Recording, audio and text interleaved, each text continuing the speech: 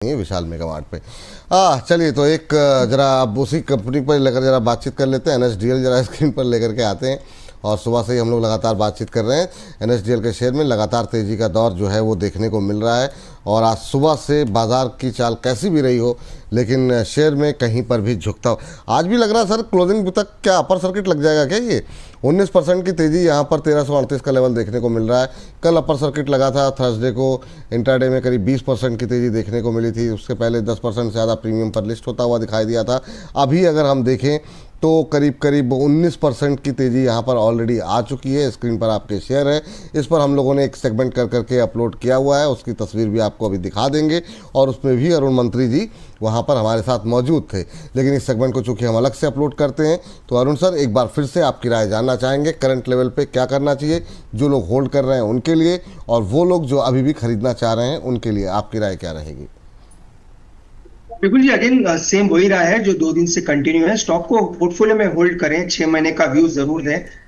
सुबह भी अपनी बात हो रही थी विपुल जी, जब तो शायद 8-9% ही ऊपर था, जब वहां से भी स्टॉक ने 10% के रिटर्न दिखाया। सुबह भी यही कहा था विपुल जी, इसको बाई करें, अगर लॉन्ग टर्म के रखना है तो कोई दिक्कत नहीं है।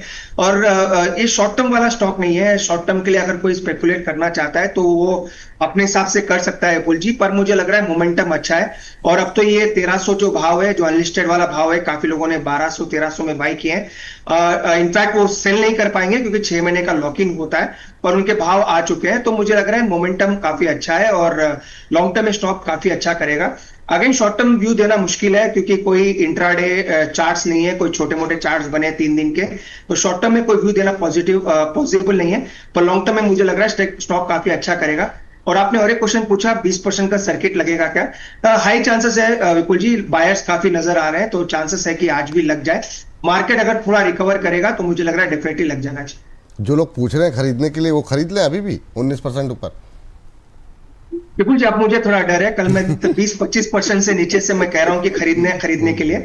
कल से जहां से मैंने अपनी बात हुई थी बिल्कुल जी, 25% वो स्टॉक बढ़ चुका है। तो अब मुझे लग रहा है कि थोड़ा ऐसा ठहराव रखें, ऐसा कोई बढ़ चढ़ के खरीदे नहीं।